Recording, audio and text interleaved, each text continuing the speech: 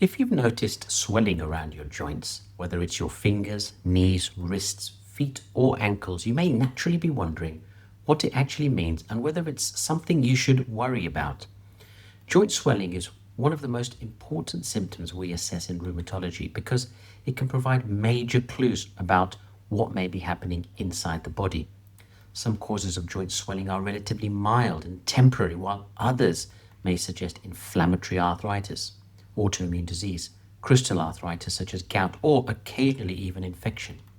In this video, I'm going to explain what joint swelling actually is, the common causes of swollen joints, how inflammatory swelling differs from mechanical problems, and when swelling should be taken seriously. I'm Dr Naveen Bhadauria, consultant rheumatologist at Pure Rheumatology, London. Let's start with a simple but important question. What actually causes a joint to swell? In most cases, swelling occurs because extra fluid or inflammation develops within or around the joint. Joints normally contain a small amount of lubricating fluid that helps movement occur smoothly. However, when inflammation develops, the lining of the joint can become irritated and produce excess fluid. This causes puffiness, enlargement, warmth, stiffness, and discomfort around the joint. Now, not all swelling is the same. One of the most important things we assess in rheumatology is whether swelling appears inflammatory or non-inflammatory. Inflammatory swelling is often associated with warmth, stiffness, tenderness, and prolonged morning stiffness. Patients commonly describe joints feeling swollen, tight, heavy, or difficult to move, particularly first thing in the morning. Inflammatory swelling often improves somewhat with movements as the joints loosen up. Mechanical or degenerative problems behave differently. Swelling related to osteoarthritis or overuse problems may worsen later in the day after activity. The joints may ache with use rather than prolonged rest. This difference in pattern can provide extremely important clues. Now, one of the most important causes of swollen joints is rheumatoid arthritis. Rheumatoid arthritis is an autoimmune disease where the immune system mistakenly attacks the lining of the joints. This leads to inflammation, pain, stiffness, and swelling. The small joints of the hands, wrists, and feet are commonly affected. Patients often notice swelling affecting both sides of the body symmetrically. For example, both wrists or multiple finger joints may become swollen at the same time. Many patients with rheumatoid arthritis describe struggling to remove rings, make a fist, grip objects, or use their hands comfortably first thing in the morning. Morning stiffness lasting longer than 30 to 60 minutes is particularly suggestive of inflammatory arthritis. Fatigue is also very common, and many patients feel generally unwell alongside the joint symptoms. Now, another important cause of joint swelling is psoriatic arthritis. Psoriatic arthritis occurs in association with psoriasis and can affect joints, tendons, and ligaments. Some patients develop swelling affecting entire fingers or toes, often called sausage digits or dactylitis. Tendon inflammation is also common in psoriatic arthritis, particularly around the heels, feet, and fingers. Importantly, some people develop joint symptoms before obvious skin psoriasis is diagnosed. Now let's talk about gout, because gout is another major cause of sudden joint swelling. Gout occurs when uric acid crystals accumulate inside joints and trigger intense inflammation. Gout classically affects the big toe, but it can also affect the ankles, knees, feet, wrists, and fingers. During a gout attack, the joint often becomes extremely swollen, red, hot, and painful very quickly. Some patients describe the pain as unbearable, even with light touch or bed sheets resting on the area. Unlike rheumatoid arthritis, gout often affects one joint at a time initially. Another important condition is pseudogout, also known as calcium pyrophosphate disease. This occurs when calcium crystals accumulate inside joints and trigger inflammation. It commonly affects older adults and may involve the knees, wrists, or other larger joints. Symptoms can resemble gout or even infection in some cases. Now, one very important topic we must discuss is infection. Occasionally, a swollen joint may be caused by a joint infection, which can be serious and requires urgent medical assessment.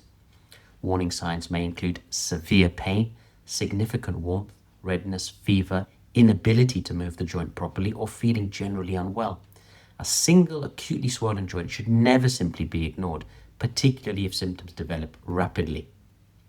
Now, another extremely common cause of swelling is osteoarthritis. Osteoarthritis occurs when cartilage gradually wears down over time. Patients may develop enlargement of joints, particularly in the fingers, knees, hips, and spine. Unlike inflammatory arthritis, osteoarthritis swelling is often more related to structural joint change and irritation rather than aggressive immune-driven inflammation. Stiffness tends to be shorter lasting, and activity later in the day may worsen symptoms.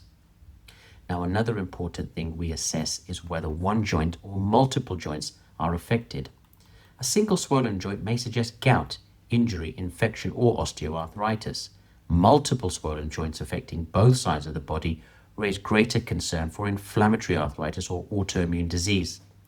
The overall pattern matters enormously. Another thing patients often ask is whether blood tests can identify the cause of swelling. Blood tests can sometimes help detect inflammation or autoimmune markers, but they are not perfect. Some patients with inflammatory arthritis can still have normal blood tests, particularly early on. This is why diagnosis relies on the overall clinical picture, including symptoms, examination findings, imaging, and sometimes ultrasound or MRI scans. Ultrasound is actually extremely useful in rheumatology because it can detect fluid, synovitis, tendon inflammation, and crystal disease more clearly than physical examination alone. MRI scans may also identify early inflammatory changes before damage becomes visible on X-rays. Now let's briefly discuss swelling around tendons, because not all swelling comes directly from joints themselves. Tendon inflammation, also known as tenosynovitis, can cause swelling, stiffness, and pain around the hands, wrists, ankles, or feet. This commonly occurs in inflammatory arthritis and autoimmune disease. Another important clue is timing. Inflammatory swelling often fluctuates. Patients may experience periods where swelling worsens significantly during flares and then partially settles afterwards. Some people notice symptoms worsen during periods of stress, illness, poor sleep, or exhaustion. Now, what should you do if you develop swollen joints? The first thing is not to panic, because many causes are treatable and some are relatively mild. However, persistent or unexplained swelling should absolutely be assessed properly, particularly if accompanied by prolonged morning stiffness, fatigue, multiple joint involvement, psoriasis, inflammatory back pain, fever, or worsening symptoms over time. Another important point is that early diagnosis matters enormously in inflammatory arthritis. Untreated inflammation can potentially lead to joint damage over time. The good news is that treatments today are far more effective than they used to be, and early treatment can significantly improve long-term outcomes and quality of life. Now let's summarize the key messages. Joint swelling occurs when inflammation or excess fluid develops within or around the joints. Inflammatory swelling often causes warmth, prolonged morning stiffness, tenderness, and swelling that improves somewhat with movement. Rheumatoid arthritis, psoriatic arthritis, gout, pseudogout, infection, and osteoarthritis are all important causes of swollen joints. The pattern of swelling matters enormously, including whether one joint or multiple joints are affected and whether symptoms are inflammatory or mechanical in nature. Most importantly, persistent or unexplained joint swelling should not simply be ignored. If you found this video helpful, make sure to subscribe for more content on autoimmune disease, arthritis, inflammation, and joint health.